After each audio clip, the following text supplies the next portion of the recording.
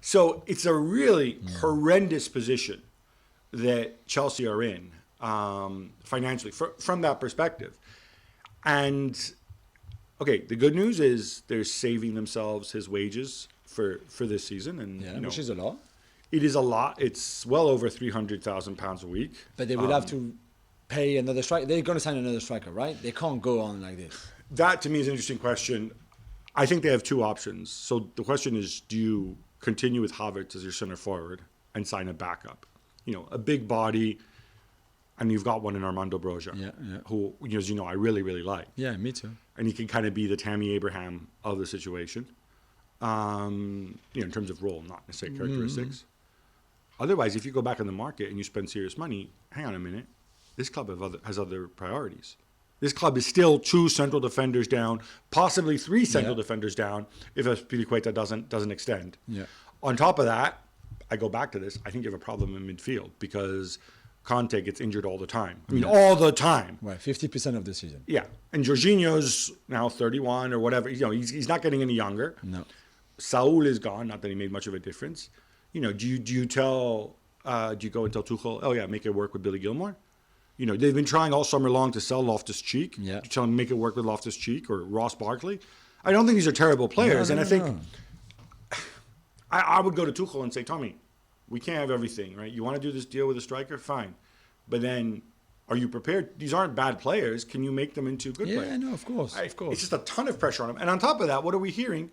They're constantly linked with wingers. Sterling, Dembélé, this whole conversation with people who think Dembélé is exactly what they need because they need wingers. Maybe they do, but then maybe you change the system. Do. Yeah, I think he will do. You think he's going to go 4-2-3-1? Yeah. Or 4-3-3. It will depend on who they can attract, of course, and the kind of players they can. I don't think they can sign 3 centre-backs, Gab. This transfer window, it's not possible. Not the ones they want, not with the money they have. They will have to spend 400 million euros, which they're not going to. Even if they have 150, if they spend 150, this is, I think, the maximum. So what do? You will have to do over 2 transfer windows to sign 3 centre-backs of the kind of level that is good enough for Chelsea. Because I'm not saying like you and I can play centre-backs. We're talking Koundé and that kind of level. Players are 50, 60 million euros. You can't sign 3. It's impossible. So you've got Chalobah and you've got Thiago, and I guess Reece James can play there, and that's it. You're Malang Sarr. And Malang Sarr. But as much as I love Malang, I'm not sure if Tuchel thinks he's... And if you move Reece James to centre back, then you have a hole at right back. Exactly. Unless they sign that dude, Santa Claus or whatever. Santa Claus, yeah. Which, again, who's 29 years old. Yeah, exactly. As much as I love him, he's not one for the future, and I don't think he starts to win you the Champions League and the Premier League either. So it's tricky. So you'll have to make decisions, and maybe the best would be good to a back 4. You probably just need 1 centre back then. And that's it. That's enough for that. And then you can think about midfield, and you can think about, I don't know, Lewandowski if you want up front, and try to get someone who's not actually too expensive in a way. Lewandowski, that is a lot of money to commit when in a year's time you've got, because the other possibility is that Lukaku gets injured, he has a bad season, Inter say thanks but no thanks, and then the Jude and his wages come back next season. No one else wants him. Because that's the thing, if he has a good season with Inter, you might have a Bayern Munich saying, okay, Lewandowski now is living on a free for sure, they've kept him. Hey, why don't we go for him? Or PSG, I don't know. Someone, if he has another really good season with Inter, maybe someone else will say, okay, we'll pay you the 50 million or 45 or whatever, and then we take him on. But if he has a terrible season, at that that's point, gone. Even then, he's got to agree to it. This is the thing that people don't understand, right? We talk about sell this guy, buy this. These are human beings. They get to decide where they go. So if there's a situation where, somebody in the Gulf or somebody with a lot of money, but that maybe isn't super attractive, Lukaku says, all right, well, I either try to force my way to stay at Inter, or I go back to Chelsea and hang out and force my way into the side, wait for Tuchel to get sacked. I don't want to go to Al Sadd or Al Gharafa or whatever. So it really ties your hands. On top of that, we've had confirmation that Marina, Granovskaia, and Bruce Buck are going.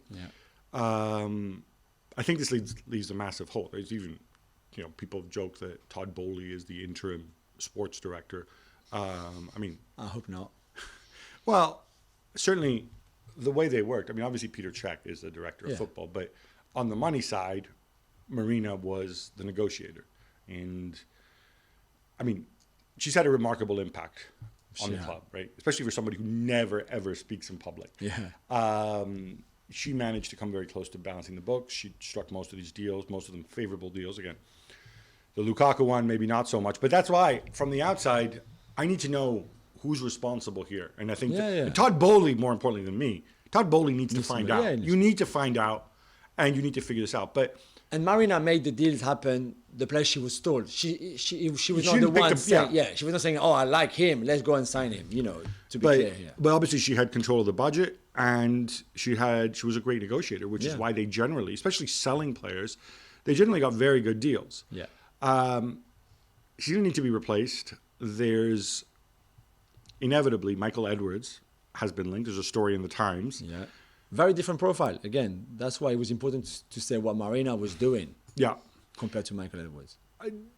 Michael Edwards, for those who don't know, Michael Edwards was at Liverpool for 10 years. He's widely credited for kind of putting all of this together, for negotiating generally very good. I was trying to think back. What bad signings has Michael Edwards made, or have Liverpool made during Michael Edwards' tenure? People like Karius, you can argue Minamino, those kind of guys, even Origi maybe, but they're not expensive deals. That's for sure, compared to other What about players. the other Ben Davies? Ozan Kabak? Yeah. That was alone. No, but some... Certainly many more hits than misses, for right? Sure. It's interesting. I think it was his farewell letter. He said, I only want a career for 10 years and I was going to switch careers. He certainly gave the impression that his next job was not going to be in football. Like in football, or maybe certainly not in that kind of role. Yeah. Equally, if you're Bowley, you'd be stupid not to talk to him 100%. And see if you can get something done, right? 100%. Every club, I said to PSG, go and speak to him, which I think they might have tried. It was just not, I don't think that's what he wanted, but he might want Chelsea. Is it a bit weird to go from Liverpool to Chelsea though? It is a bit weird, and is it really a different challenge? Is it if this is really what the guy wants? I don't know. Maybe he's like, there's a rebuilding job to do, which he likes, clearly. There is a rebuilding job to do, and you do have opportunities. Equally, though, I don't know. It could also be one of those cases where, we see this when people retire. Like, oh, yeah, I'm going to go do something totally different. And then after 2 months, they're completely bored, going out of their minds. Like, I need to get back into football.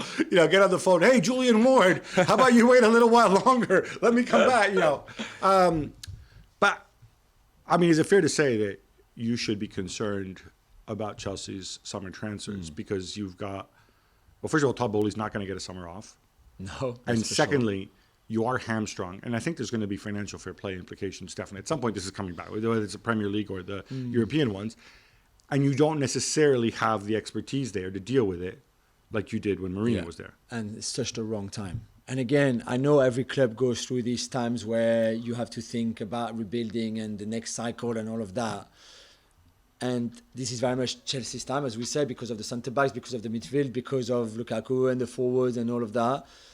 And this is the wrong time with Marina leaving, with the change of ownership, with potentially financial fair play, with the catastrophe that the Lukaku deal was. So because that will weigh heavily on you all summer, that the 100 million loss. You've just lost 100 million pound, basically, pretty much.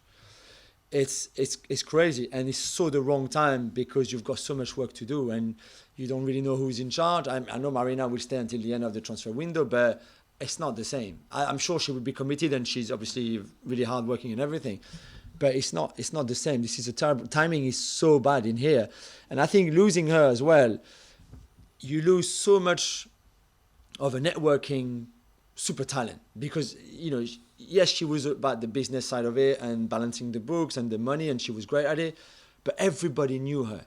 Everybody everywhere knew her. Everybody had to deal with her at some point. Everybody was always positive about her. It was crazy, I think it's really rare, especially for a woman in this industry, to be so widely recognized and appreciated and respected, and you lose that. And whoever comes in, it might be a great person with a great CV and pedigree, anything, but I think by losing her, you lose so much, and I don't know how you go and replace her for sure.